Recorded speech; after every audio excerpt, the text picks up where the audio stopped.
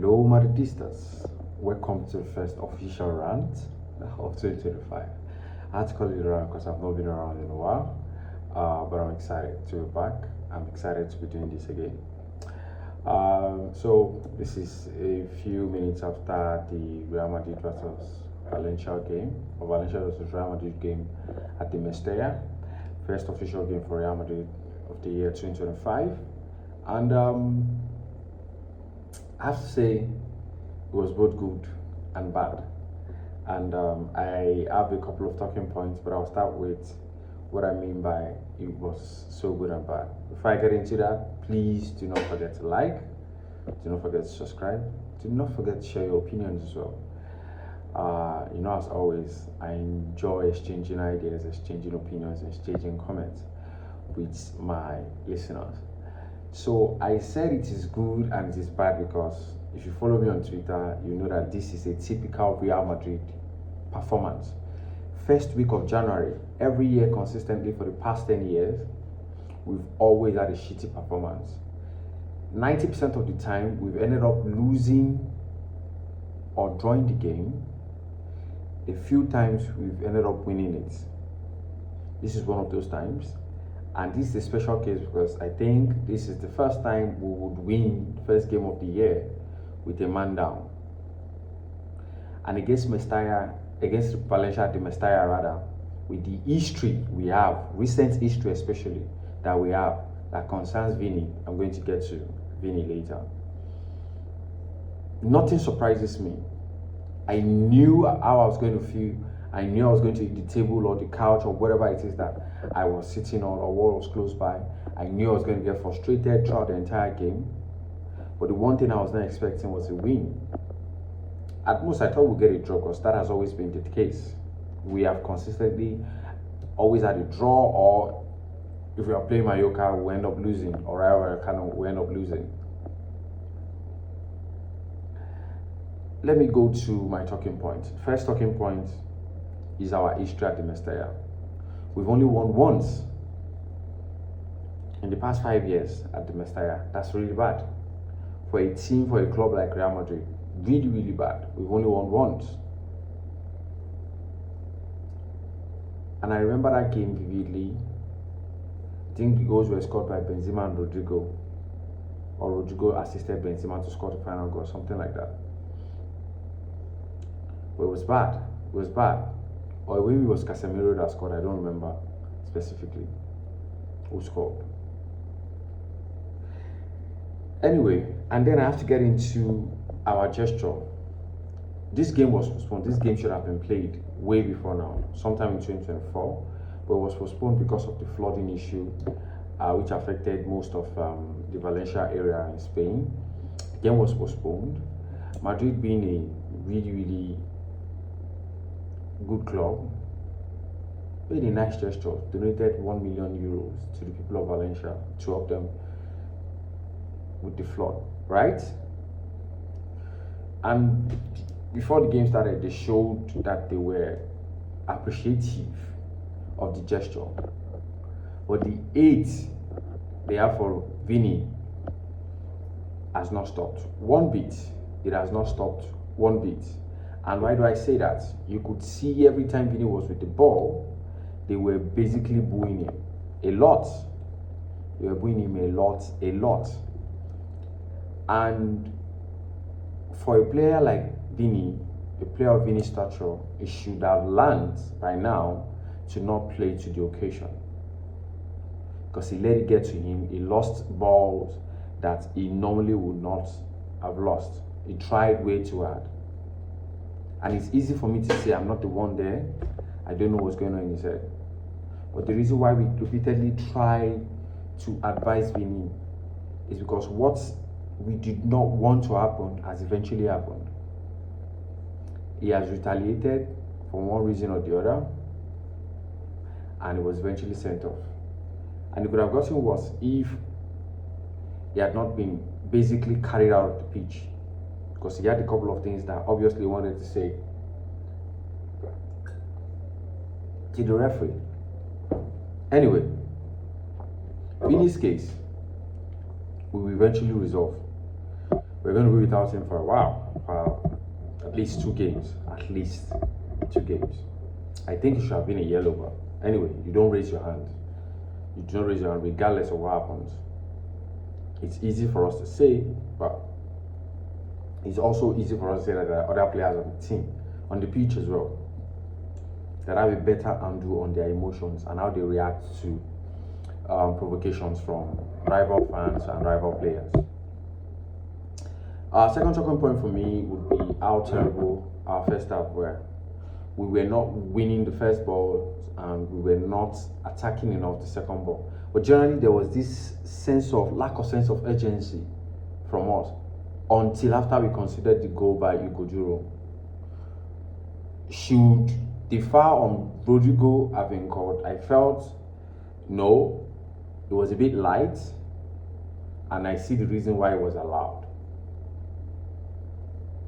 But there were many occasions like that when we would lose the ball in the attacking third and we find it difficult to defend because Vini was not tracking, Mbappe was not tracking, Rodrigo was not tracking, and even at some point Bellingham was a bit lethargic. I was like, this is not the usual Bellingham. It wasn't until we considered that he started being the typical Bellingham that we know, trying to get everybody to basically sober up and add more energy. Like, it was a very hostile environment. Everybody needs to know that. It was a very hostile environment, not just for Vini, most especially for Vini, but for all of Real Madrid. It was a very hostile environment. Because why else would Bellingham, one of the shortest penalty takers, not just in Real Madrid, but in the world, not convert? Anyway, there's that, and like I said, it was after we considered the goal that we started showing some sense of urgency, like, okay, we want to equalize, we want to get one goal back, and then come back in the second half and destroy them. We sort of almost did that. In the second half, we started playing a lot better than first half. Not that there was much different. It was still oh my God, this game is going to end. We either lose or withdraw. We either lose or withdraw. We either lose or withdraw. And we had a lot of, especially towards the end of the first half, we were playing a lot of shots from outside of Valencia's 18. And they were either going wide or going way above the goalpost. Hardly were any on target. We showed how desperate we were. And the commentator mentioned something that I really, really liked. Said we needed to calm down and find the final pass. And the one time we did it, that was the pass from Ceballos to Vini. We almost scored. Great save by Dimitrievski. But anyway, and like I said, Vini needs to do better. You are a senior in this team. This is your fucking team. You need to learn to do better. This is your team. You cannot let them down. You cannot let your emotions have the best of you. It even sounds a bit critical coming from him because I'm a lot like Vini than most. Which is weird. He needs to do better. It was a terrible, terrible performance from him today. And we are getting into the crunch time within the season. And we need the result to be correct. There was something Lea Revelle said about, we all know what happens when Vini tries to play football with another hairstyle. Why that is silly? There is so much data to back that claim that he has never ever had to play well. He has never ever played well when he changed his hairstyle from I don't even know what's called. I have no hair on my head, so I don't pay attention to stuff like that. Anyway, and for the rest of the team, I think Mbappe had some of his moments, but what notable from him, apart from the goal that he scored that was caught offside, correctly caught offside, but really great work there. He had his moments. He tried to make some things happen, but he was not releasing the ball on time on some occasion. On other occasions, he released the ball on time. But also notable from him was the fact that he was finding it difficult to beat Terraga and Fouquet when they were basically asked to mark him. He was finding it difficult, which a lot has to change with Mbappe. A lot has to change. A below average performance for him today. for him. A below average performance from him today. I have to say that we have a full-blown fullback crisis in Real Madrid. Lord Vasquez may be pleased. It has been shitty all season. We miss Dani Carvajal so much. So much. We miss Dani Carvajal so much. I cannot say it enough. I cannot explain it enough. I cannot scream it enough that we miss Dani Carvajal so much. Mendy has not been himself for like a year now, which is one of the reasons why Frank Garcia even got into the team in the first place. If those are not reason enough, those are not convincing enough for you, my listener, the fact that Eduardo Camavinga, who is a midfielder, is the best left back we have in the team, tells you a lot. Which is why I would really like, while I don't really appreciate Trent's defensive work, I will love for him to join the team this January. I kid you not, because the rate at which they passed by our fullbacks, especially Lord Vasquez, oh my God, every opportunity they get, they take the ball to him, and 9 out of 10 times they will beat him. It does not offer the kind of security that allows someone like Valverde, someone like Ceballos to conserve their energy for when they get the ball so they can do something else. Because they always have to defend, bail him out. They always have to bail him out. If they are not the ones bailing him out, it will be either Rudiger or Tchouaméni. Somebody was always bailing him out. He's terrible. I know he's not a natural defender, but he has been playing in this position for years now that it seems like there's no sort of improvement when it comes to defending. Maybe attacking, yeah, he offers some things going forward. But defending, Another thing that stood out for me is the fact that Bellingham lost a penalty. One of the surest and the most assured takers of penalties. Anyway, it happens. It wasn't his day. I'm even actually looking at it right now. It would have been a beautiful one. But anyway, that happened. For the next couple of minutes, I'm just going to focus on individual performances. I'll start with Carlo Ancelotti. I don't know if there is something else he's watching other than what the rest of us are watching.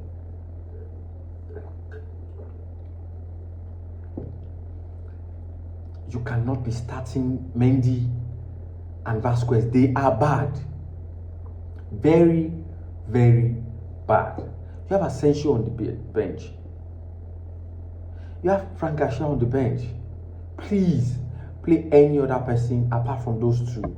They are the biggest liabilities in our team right now. They are the biggest liability. Courtois. Anyway, Courtois is not giving me a short performances anymore. The miracle working Courtois, I think we've lost him. So far anyway. Maybe he's still in there somewhere. But we've lost the miracle working Courtois. That's just all I'll say. Vasquez, Mendy, I'm not even giving you guys any opinion. Like, I don't have anything to say about your shitty and terrible performances. Mendy offers nothing going forward, and he has become one of our biggest liabilities in defense. Someone that we used to brag about being one of the best one-on-one defenders. But anyway, that's long gone. That's long past right now, especially with the data and with what we've seen so far. Bye-bye to that. Tchouaméni and Rudiger, kudos to the both of you. Very calm, very assured. I don't think there's anything you guys could have done with the goal, especially about the goal, but that was that. In the middle of the pack, Ceballos was quite absent. He tried to ping his signature passes, but I don't think any one of them worked out. Valencia read the game so well. They attacked us very early in the game, very early in the game, and made life really difficult for us, which I understood because they did not want to give us enough time on the ball. and it was difficult for us to pass by them and even create clear-cut chances. In the first half, they had more chances than we did. They had about four on target out of out of 7 or something. And we had almost the same number out of 11, which is bad, or 2 out of 11 or something like that. Whew. Ravade, he tried to get us back in the game with a couple of shots, but it was just a lethargic performance throughout, so I won't single you out. Even Bellingham himself was not the usual Bellingham, but thank God that he came clutch when it mattered most. When it mattered most, he came clutch, because I was scared he was going to not convert that chance. He played against Dimitrievski was going to save it. Mbappe, I said what I needed to say about you. Vini, I said what I needed to say about you. Rodrigo was really absent. We need you as soon as possible, Rodri. Brahim came in, loads and loads of energy. Modric came in, loads and loads of energy. Was just composed and assured, even though we were a man down. And beautiful goal. And beautiful assist from Bellingham, who should have been the man of the match anyway. 1 goal, 1 assist. But because we were so terrible all round, we cannot even make a case for it. You cannot make a case for it. What is most important? We won. Which brings me back to what I was saying at the beginning, that this is both good and bad. It is bad because it was a terrible performance, what we're used to. It was good because one of the best ways is to start the season is with a remontada for a club like Real Madrid, believing that even if it's just 60 seconds left, anything can happen. Not just at Santiago Bernabeu, but anywhere. So that's the good side. If it had not ended up like this, if it had ended up with a draw, oh no, it would have just been generally bad. Even with 10 men. Because we put ourselves in that position, and Vini put us in that position. So he's not just responsible, we are all responsible for everything. Anyway, Asensio came in and made 1 or 2 blocks and was just very assured at the back. I wish he was playing more, but it's difficult to stop Tchouaméni, who is redefining himself. Yeah, come on, thank you for always coming through for us. Brahim as well, I think I've mentioned you earlier. Anyway, that will be all from me. Till we speak again, till you hear from me again in the Copa del Rey game.